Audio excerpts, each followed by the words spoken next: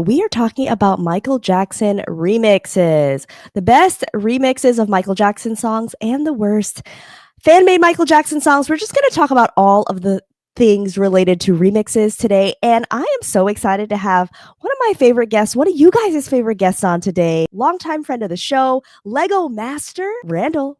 Welcome back. Long time listener, long time caller as well. So still hadn't hit that notification bell, but Maybe we can make strides in 2025 towards change. yes, we will. You might recognize him from Lego Masters on Fox, now continuing to stream on Hulu. He is a huge fan of remixes. Okay, huge.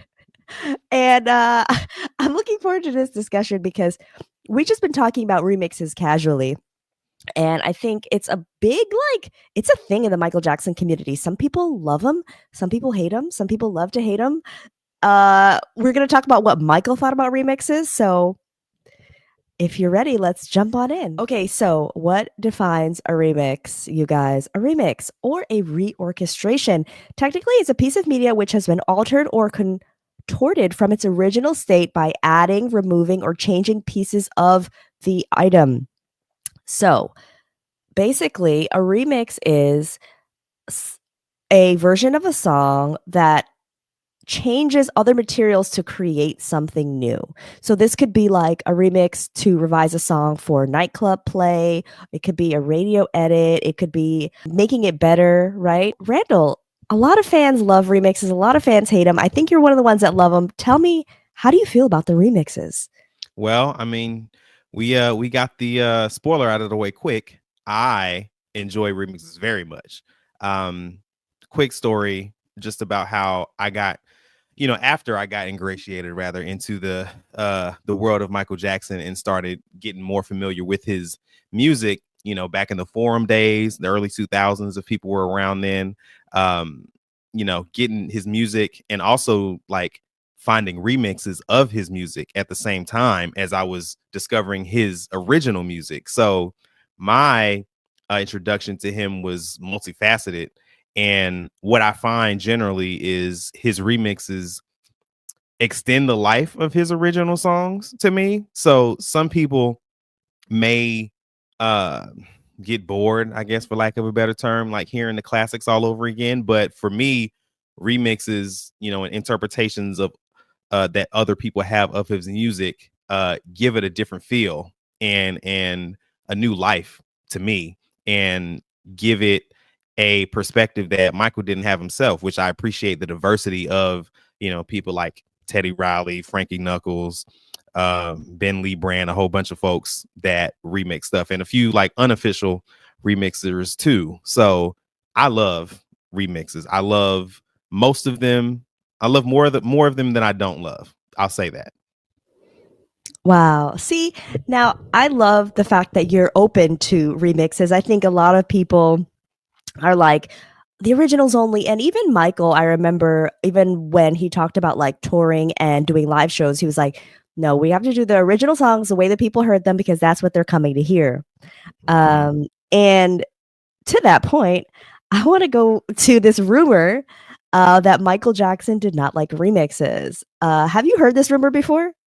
Many times. It's actually something that I was disappointed in once I discovered this that he apparently uttered this about remixes, because I love him so much. But you go ahead and let him know what he said.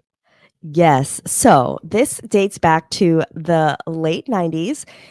There was a fan magazine called Black and White Magazine, and Michael Jackson explained for the first and only time in his career about how he felt when people remixed his songs. This is a quote, you guys.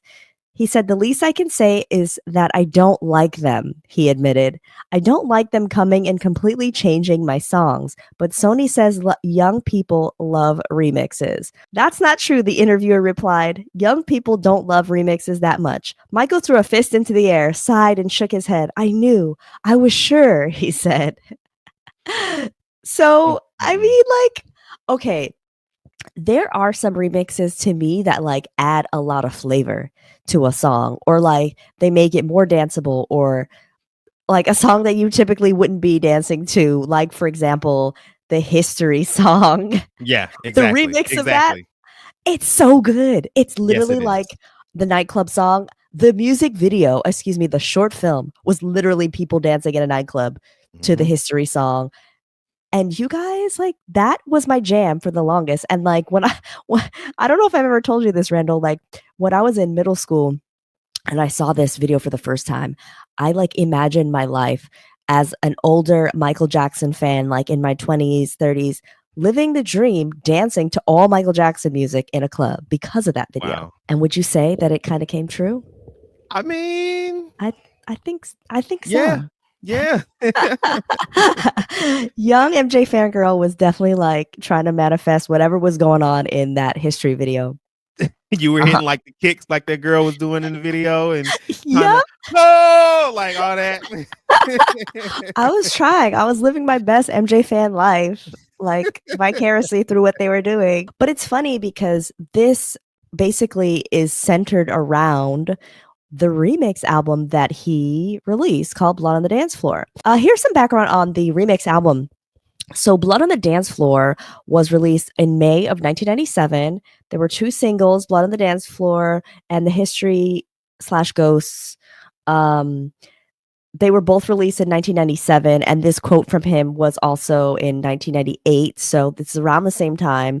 The first half of the album was original songs. So, you've got 5 original songs.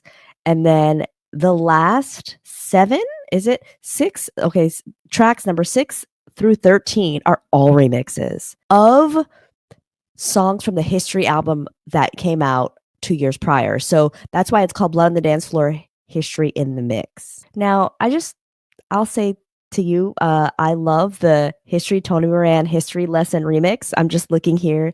That's what it Yes. was called. That's what I love. Do you like any of the remixes that were officially released on that album?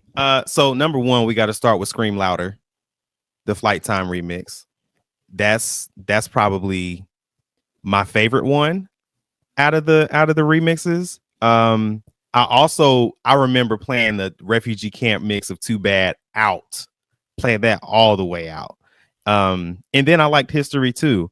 I think the other songs on it that had remixes, Money, Stranger in Moscow, This Time Around, Earth Song, You Were Not Alone. I think I was not a fan of those at the time that I discovered this album because I didn't gravitate to those original songs when that Yes. album came out. Like when I discovered History, not when it came out because I wasn't listening because I didn't know, I wasn't in it in 1995. But over time, I've come to appreciate. I love Stranger in Moscow. Like that's one of his top 3 songs in his discography to me, like of all time.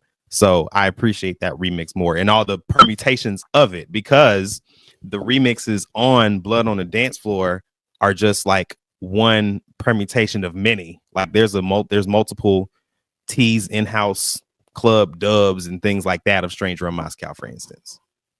Yeah, and I have to agree with you because I also discovered history later on.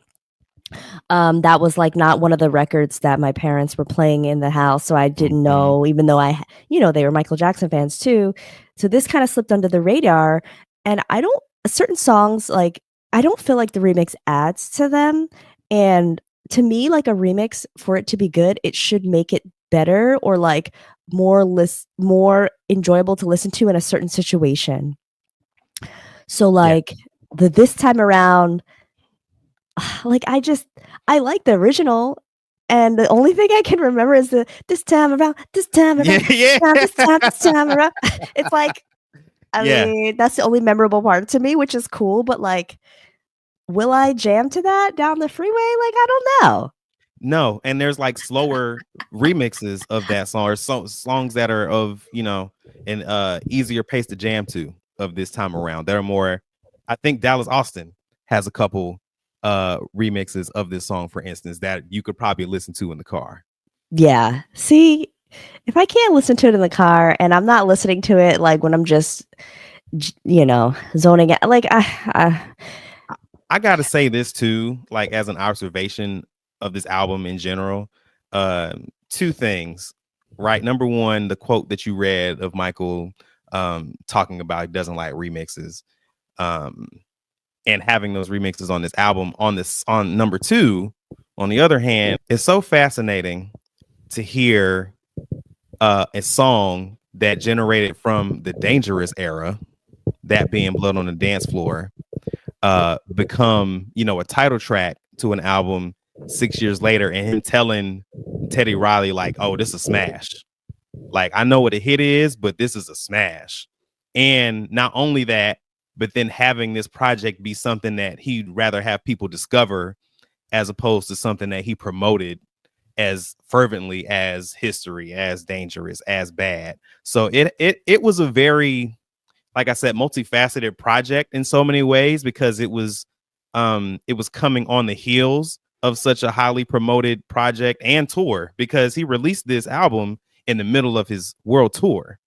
So Yeah. there are earlier set lists of the History tour that did not have Blood on the Dance Floor on them until he released this album. I think it's always so interesting to like look at the History tour and see like how this album was like incorporated. And I wonder like what the thoughts were at the time. So if any of you guys are listening out there, like let us know, what was the perception of this album when it came out, in the fan community, in the general public? Were you into it? Were you kind of like, I'll pass on that? Or were you just mainly focused on like the new songs, right? Because it had like the Morphine, Ghosts, Is It Scary, Blood on the Dance Floor, like Superfly Sister. Right. And those are all great tracks that I think fans do appreciate more so than the remixes. So let us know. So I want to get into some other ways that Michael Jackson's remixes were released, right? Because it wasn't just these in the History in the Mix album. There were other remixes. So I think we should talk about that. And later on, we'll get into our favorites. But yeah, let's chat. In my experience, because I like to research a lot of things, the places where Michael's remixes have been released come from a lot of places, like, let's say, bootleg CDs. If I can quote a couple, like the Remix collection from, I think, the early 90s, around when Dangerous was released. There's the Remind the Remix project, where it's just like 3 different mega mixes. I love mega mixes. I think Me too. Yeah. Do you have a specific one? Yes. Okay. I had to look this up because I was not sure of the actual name, but I love the DMC Megamix. Okay.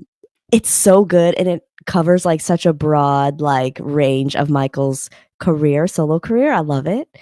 And there's one more. I'm sorry, I don't mean to cut you off, but I have to tell you. Go in.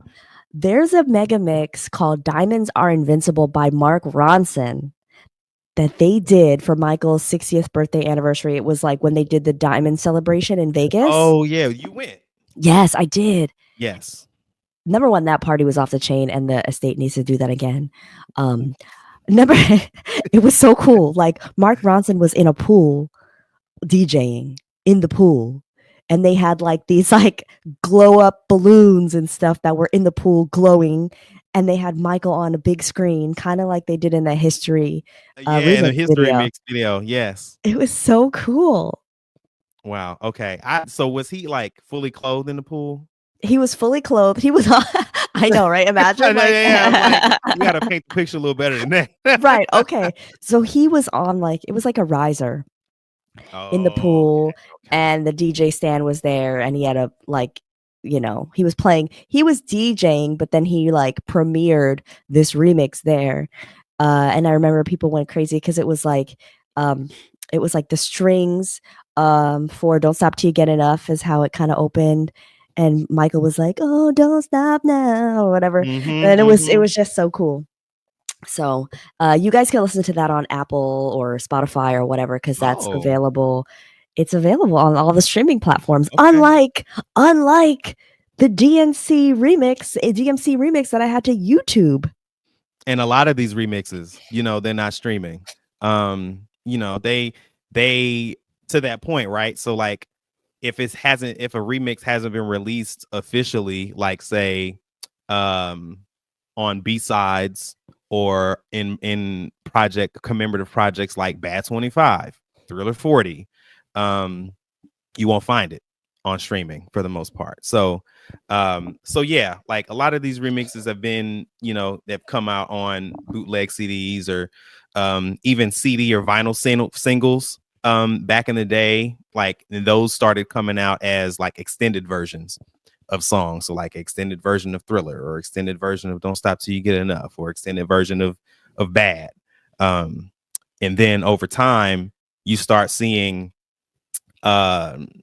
CD singles that have like a producer's own version of it. So I think about this this discussion that was at the Schomburg Center back in 2010 called After the Dance, and Nelson George and Toure were talking about Dangerous, and how allegedly, this is the way that Toure tells the story. I'll probably put a link in the notes for y'all to see.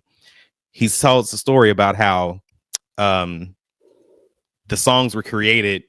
They gave a once over, and then Michael told Teddy to remix the songs. And so like the remix, quote unquote, is what you hear on the album, like Jam and Dangerous, and other songs like that are more New Jack Swingish.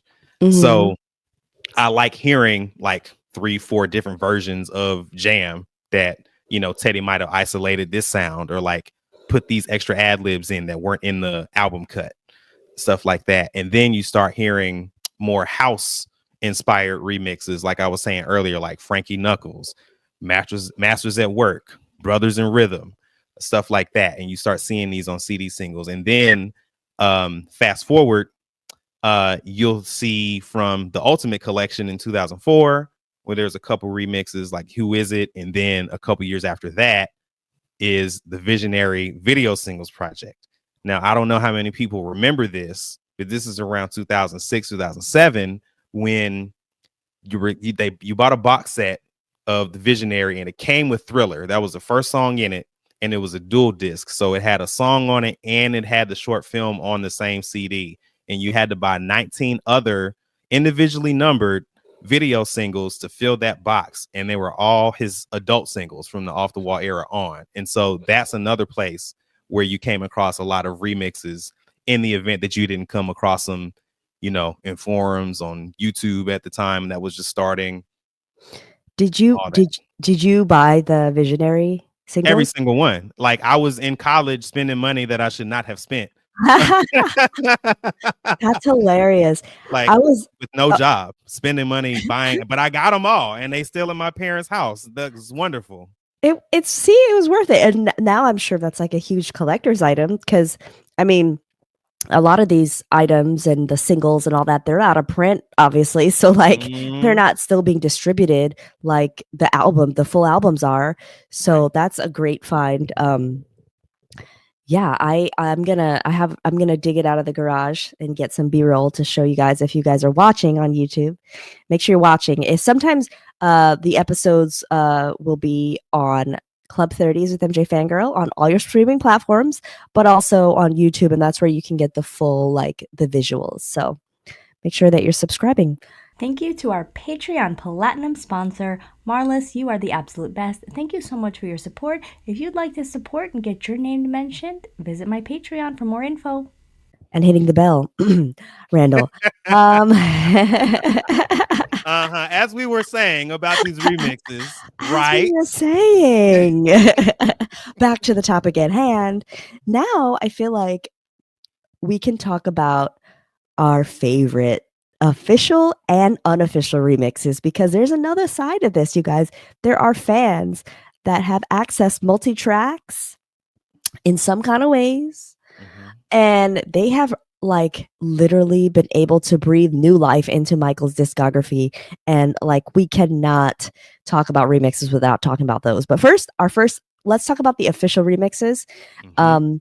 So can I go first? Please go first. Because I have one that is my favorite of all time, and that is the Bad Dance Extended Mix with the false fade. Check. It's so good. And like, if you guys didn't know, if you watch the full version of the Bad short film, it's in the end, like while the credits are going. Mhm. And I used to love that single. Backstory, my dad, also a big fan, has that single, and I would play the vinyl and listen to that, and I never really realized that it was also the ad libs that he uses in the Bad short film. So like, you're Mhm. telling me you're doing wrong, like that kind of thing he talks about. Show your stuff or let it be. Ooh, I was offbeat, but you guys can listen We to were singing along in our head. It's fine. We're gonna let you yeah, cook. yeah. You guys go listen to Michael, don't listen to me. But the other part of that song, which is so cool, is David Williams on guitar, and Michael goes, "David," and he plays that dun, dun, dun, dun, dun, dun, dun, Yes. dun, dun, dun. And I don't know if you saw this, Randall, because I feel like you probably know this too, but David Williams at some point, he's now passed on, but he did an interview and he talked about how they had to play that same riff over and over. It wasn't like a sequencing. Like he played that same You thing gotta like play it straight. 20 Yes. times in a row or Mm-hmm. however Yeah. many times. That's how they did, but that's how they did with the vocals on that. Like I remember one of the engineers was saying like they just sing. They just told Michael to keep singing for like 8 to 10 minutes and they gon' splice after the fact. So all of that is him going off. So that's why I love that song. And special, I gotta interact with you this time. There's a reprise of Bad, which is like a little extra flavor that the Bad extended mix has. So like you got that, and then you also got this 2.5 minute version that is on some like it's not on mega mixes, but it's in like video cuts, like mashups. And if you've heard it before, you didn't know it was the reprise. So that I also like in addition to that Bad extended mix. Oh, Yes. I need to write this down because I'm like, I don't Mm-hmm. know that, but I'm gonna go look it up after this because who doesn't love the extra musicality and the ad libs that Mm-hmm. just take it to the next level every time? Um, okay, I'll just breeze through these next three because Keep going. yeah. I like the Remember the Time New Jack Jazz mix. It's a little jazzy. It's That's mine okay. too. I love that too. Keep You going. like it? Okay. Mm-hmm. And then the You Are Not Alone R. Kelly mix, Mm-hmm. just because I like the Yeah, that I the like the choir. choir. Yep, there you go. It's so good. And then lastly is the History mix, which I've already mentioned, History remix from Blood on the Dance Floor. Just because like it's a fan dream come true, right? Come Yeah, on. yeah. It's not typically a song that I would like, not to take away from it. Like I love the song History. In my yearbook, my quote was every day create your history. Yes, it was. But it's not a song that I would typically listen to because it's just I don't know. It's not one of them that I'm like, "Oh, let me listen to this," except the remix, I'll play that now. I'll play that. Absolutely. Talk about making something better. Mm-hmm. Randall, tell us about your favorite remixes. Okay, so these are songs that I found through back in the days, file sharing networks and whatnot, and just discovering new textures of these songs that add a little bit more depth and how can I say just more je ne sais quoi, I guess. Yes, yes. So first off, I'll go with Who Is It, the Brothers in Rhythm mix. It makes it more atmospheric is the word I was looking for. So the Who Is It Brothers in Rhythm mix, the Rock With You Frankie's Favorite Club mix. That you got a little bit more piano in that, and this house as well. I'm gonna actually piggyback off of your mega mix point earlier. There's an MJ mega remix that was only available, I believe, on the VHS of History Greatest Hits, the red box, not the blue box, because y'all know there was two different boxes. Do you know about this? I don't. I Okay. don't. I only had the DVD. Right. I only had the DVD too. So there was the Michael Jackson History Greatest Hits, like the red and black with the, the statue on the front. And then there was a volume 2 that was blue sky and the gold version of the statue on the front. And so The gold version on the front, it had like live performances on the DVD, and had some music videos or short films on it. But the red box, the original one, if you got the VHS, that one had the MJ Mega Remix on it. There's a specific part in the Mega Remix that is of Billie Jean. I believe it's like the Tony Moran mix. I believe that's the guy who did it.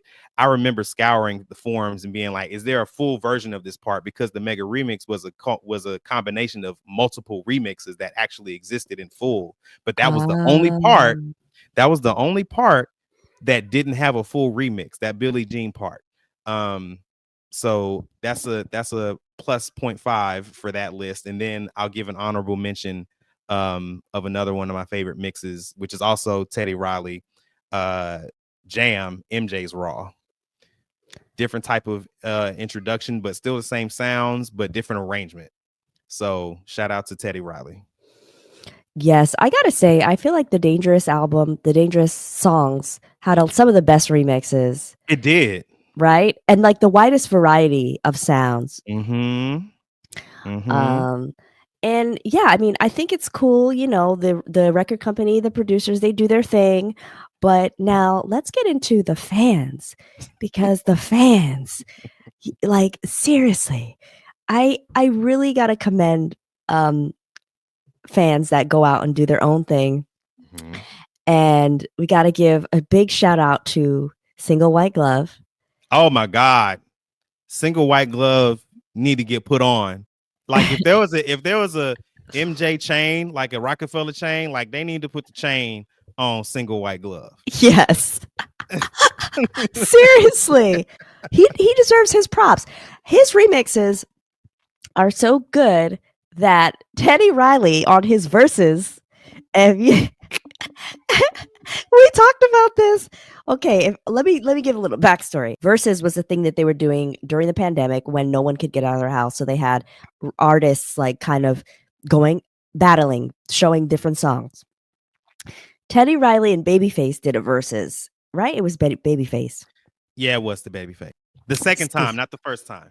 Yes, the second time, because the first time it was a mess. It was a mess. Oh man, I miss those days.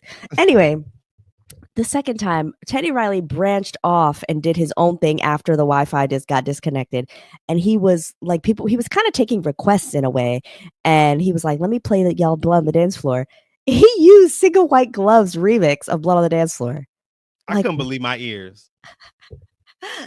And I remember you mentioned it. It was on X back in the day when we were all on it, Twitter, and yeah, Single White Glove. So I wanted to mention that's my personal favorite remix from him.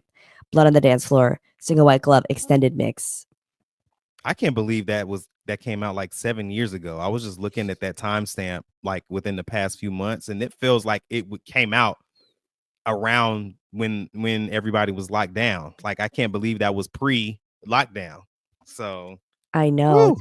Time really flies. Like literally that moment with Teddy Riley, like that feels like 2 years ago to me. Like yes. I know it's not, but like it doesn't feel like that long ago.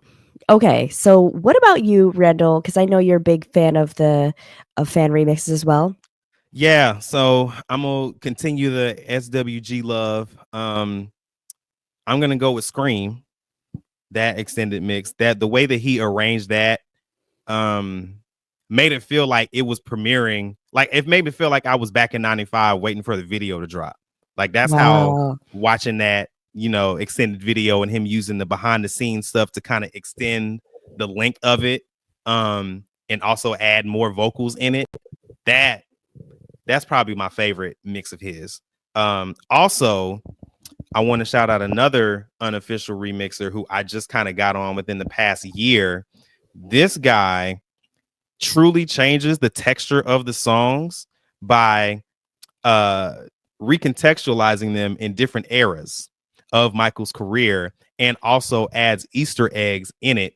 So, for example, one of my favorite mixes of his is, again, Jam. We keep talking about Dangerous era stuff, but Jam, his remix, he uses the production more or less from Jungle Love from the time and puts jam lyrics over that, and puts Heavy D lyrics over that, and then also adds vocals from some of these other artists into it. It's kind of like a mashup almost.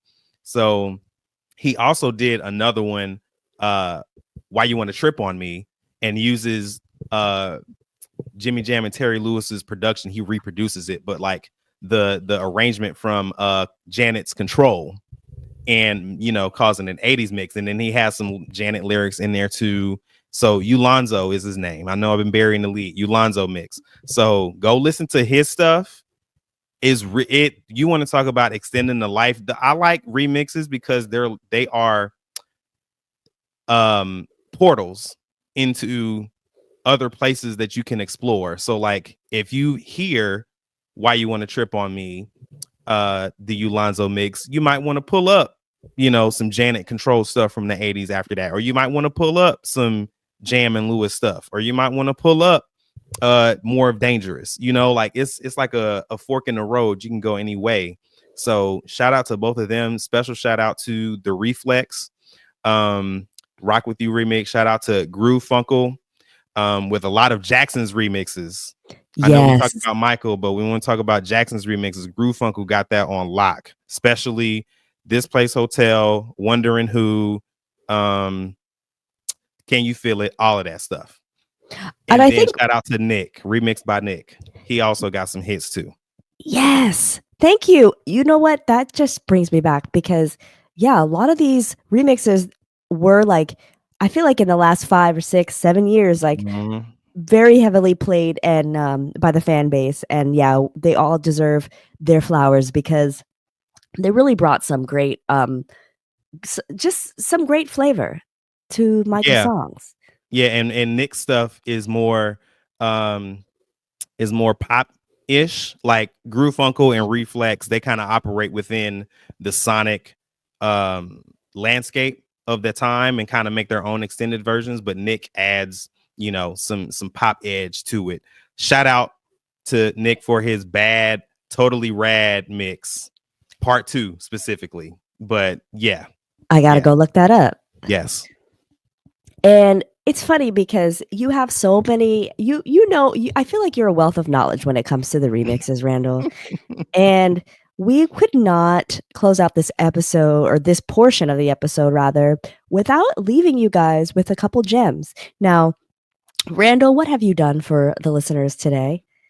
So I'll go all the way back to the beginning of the video. Remember when I said I discovered Michael both through his original music and also his remixes? So back in the day when you still used to burn CDs, I made like 10 or 11 remix CDs of remixes that I found online. So they usually start off with a mega mix. One of them actually starts off with the DMC mega mix. And then they have, various remixes that I found, throughout the course of his albums and career. So what I've done is reconstituted a couple of them on YouTube playlists so that you can listen to them in the same sequence that I constructed them. Some of them I wasn't able to find, but a couple I have fully constituted. So I'll put those in the notes and y'all can listen to them the same way that I was listening to them back in 2002. That sounds so crazy to say out loud. I know. Over 20 years ago. Yeah. Oh man. Well, thank you. I'm super excited. I'm personally excited to listen to these because like you were just mentioning a year, it kind of takes me back, I know. And those are the good old days. I appreciate you having me back to talk about this, because this is one of the things that I love most about the community is people sharing their own interpretation of Michael through remixes and having this discussion and hopefully exposing some of y'all that are listening or watching to this side of his music, and hopefully you find something that you like through these remixes too. Absolutely. And if you guys are looking for those, they are going to be linked down in the description box on Spotify or Apple Music, as well as on the YouTube video. We'll have links to the playlists. I might pin it in the comments so it's close so you guys can see it right away. And Before we close out this full episode, we need to get back to Dear Fangirl. Dear Fangirl is where you guys write in with any of your situations, concerns, or requests for advice, all Michael Jackson related or life related. And we let you know what it is that we think about it. So let's get into it. She wrote, Dear Fangirl. I love this. Okay. All right. I'm going to be reading a letter from Denzel. Thank you to Denzel for writing in. It's a little bit of a long one, so I think I'm going to read it. And then, Randall, what do you say? We'll tackle this together. Let's do it. All right. Dear Fangirl, I hope you're doing well. I've been a big fan of your channel for a while now and really admire the thoughtful way you approach everything Michael Jackson related. Your videos always bring so much clarity and nuance to conversations about his legacy, and I wanted to share something I experienced recently that I think could make for an interesting topic for you to explore. I was at a bar recently, and a woman noticed my Michael Jackson tattoo. We ended up having an amazing conversation about Michael, our favorite songs, deep cuts, unreleased records, and just geeking out over our shared love for him. But things took a weird turn when I mentioned that while Dangerous is a great album, it's clear Quincy Jones wasn't involved. She got offended. Then, when the topic of vitiligo came up and I mentioned creams he may have used to even out his skin, she became visibly upset, said I wasn't a real Michael Jackson fan, and stormed out of the bar. This stuck with me for days. It made me think about how, while most fans love and honor Michael for the incredible artist and person he was, there's a segment of the fan base that becomes incredibly defensive and even toxic when you don't share the exact perspective. It's almost like they have a parasocial relationship with him where he's beyond critique. All right, we got a little bit more of this to go. I understand where it comes from. Michael endured so much ridicule, pain, and misunderstanding throughout his life. Many fans feel the need to defend him at all costs, which is admirable in one sense, but in doing so, they sometimes ignore the fact that Michael was human, and like all of us, he was complex and he was flawed. This also, well, let's address that first part, because the second part gets into something different. The fan community and this whole thing about not wanting to critique Michael. Do you want to get into that? You want to start? Yes. So I'll say this. Yes, Michael Jackson was human. I think it's always interesting to look at him as through the lens of, yes, he was a human being. He wasn't like this otherworldly. He was an otherworldly performer and entertainer, but he was also human.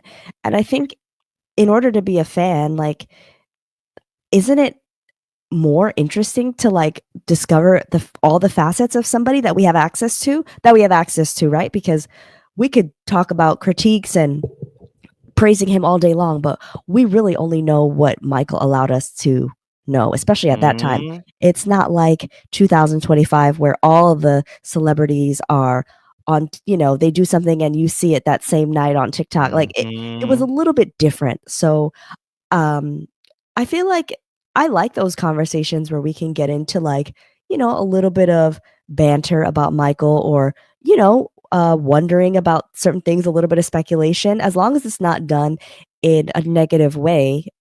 I feel like, why not? I think I'm so glad that you read this letter, because I have this conversation a lot with some of my closer friends about how a lot of folks idolize him almost dangerously, and think that he did and could have done no wrong.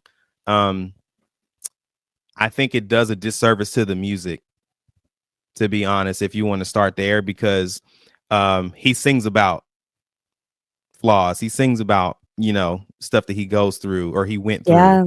Right. So that's like, leave me alone. You know what I'm saying? Yes. Like, talks about the stuff that he's going through and how it hurts because he's human. You know what I mean? So it doesn't do you any good to put this man on a pedestal and not acknowledge the realities that he faced and that ultimately showed up in the music. That's absolutely. No, I totally agree with you. And I'm going to read the second half of his letter. because he gets into the biopic and how the biopic will address or not address some of that. Mm-hmm.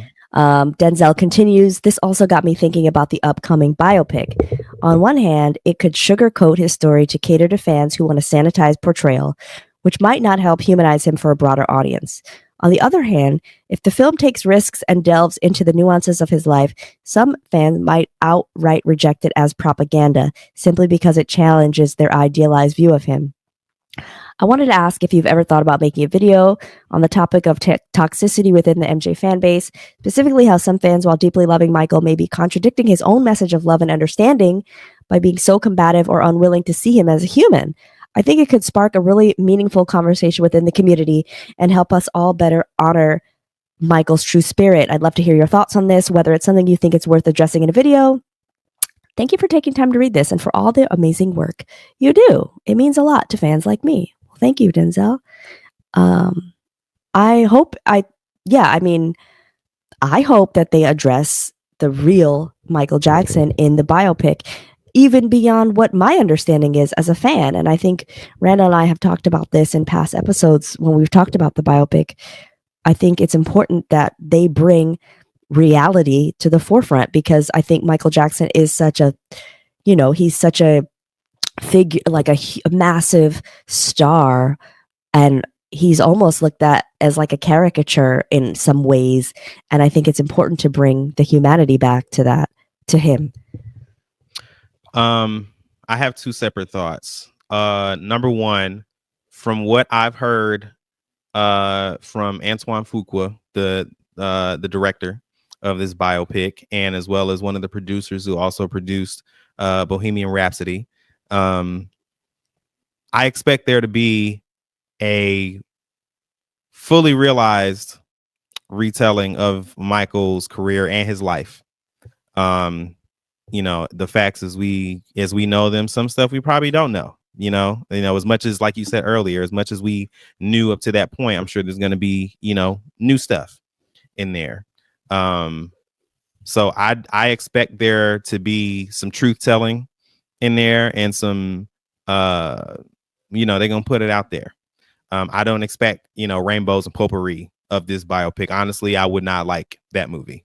I wouldn't like it. And I think the estate knows that too, which is why they sign on board, like all that stuff. Like, they want to make sure that this is the biggest biopic ever.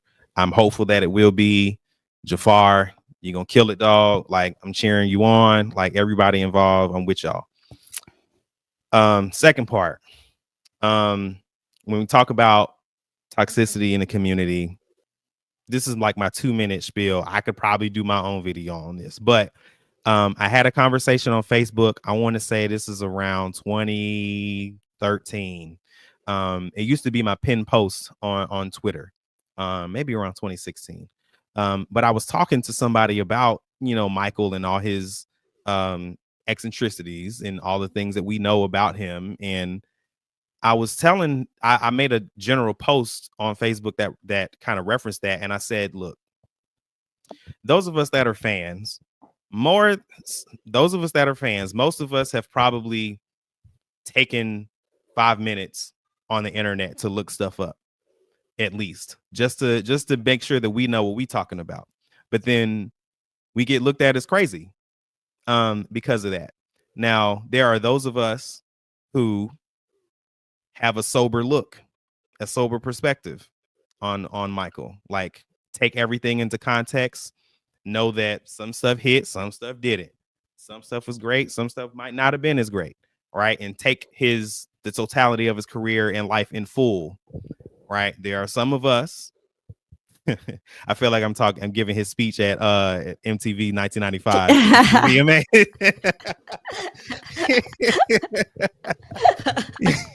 Some of us, like some of us, we put the gold pants sheen on Michael, and be like, no, he could do no wrong. Like, this is right.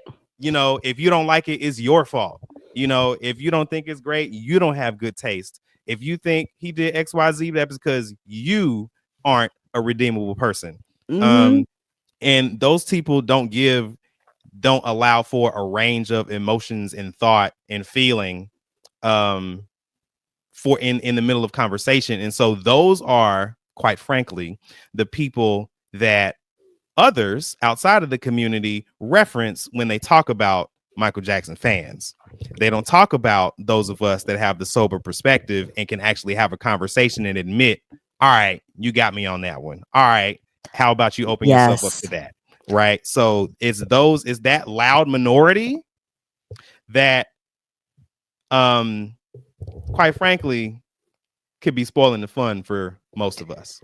Amen. And I will say that, like, that's why I love, like, a lot of the conversations that I've had with you and other fans on this show, is because we try to, of course, we poke fun at things sometimes, but try to, like, really be honest about, like, our feelings, whether it's about the music or about, like, the choices that he made in the public, or, like, the things that he might have said. And, like, that doesn't mean that we are trying to look at him in a negative light, but we're looking at him through the human light. I mean, he was a person at the end of the day, and, like, we can't forget about that. And I think if we do lose sight of that, we lose also a sight of, like, how great this man was, when we talk about, like, all the things that he did to, like, surpass all of the expectations for him. He did so much of that and more, and with barriers and obstacles that he had to overcome. Like, how can you appreciate his greatness if you just, like, don't even look at him as a human being, you know? So to that point about speaking about Michael in sober tones, I think about somebody like Beyonce, who many people reference nowadays as the greatest living performer, one of the greatest performers ever of all time. This is very clearly a person who has studied Michael Jackson in both admiration and as a cautionary tale. She most likely has seen Michael's ascent to the throne of being the king of pop, and seeing all the pitfalls that he had to dodge and hop over to get it, and then ultimately tripped into, some because of his own doing, some because of others, and said, oh, maybe I don't need to be on such a pedestal where I'm inaccessible. Maybe I need to be more accessible in a way that people can relate to me and always, not always think of me in positive ways, but, find that balance of artistry and humanity at the same time in a way that Michael wasn't afforded. So, and even again, to what Michael used to say, study the greats and become greater. Beyonce is a clear manifestation of that. So we got to think about what not only Michael's career and what he achieved, but how it laid the blueprint for somebody like Beyonce to take it further. Absolutely. Amen to that. Thank you for that, Randall. That was a word. Bars. That was a bar. Yeah, that was a bar. Like the Gen Z, Gen X. I don't even know what. Ooh, yeah. I don't know. I'm a Gen millennial. Gen Z. Oh, Yeah, Gen we millennials. My age is showing. But I will say that this was a fun conversation. Yes. Shout out to all the fan remixers out there. Shout out to Denzel for submitting that Dear Fangirl question. Make sure that you guys are also commenting. You can comment on Spotify now. You can also comment on YouTube. Let us know, like, how do you feel about this? If you're interested in submitting a question to Dear Fangirl, make sure that you're going to mjfangirl.com, clicking Get Involved, and then there's the form that you can fill it out. Now, fun fact, you can actually either give an audio clip or a video, and I can include that there so I don't have to read the text. Oh, okay. So, if you guys want to get creative with it, it has to be 90 seconds or less. And make sure y'all got home training when you leave the audio or video clip. Yeah, exactly. I know you shouldn't have to say that, but I got to say that. Make sure y'all got home training. Don't be sending no wild stuff to MJ Fangirl. Come on, y'all. Come on, y'all. Be on your best behavior, okay? Please. Please. Family friendly. We try to keep this show family friendly. Thank you, Randall. You can follow Randall on various platforms. Where can they find you, Randall? You can find me on Instagram at The Rock Files. You can also find me on Blue Sky at The Rock Files.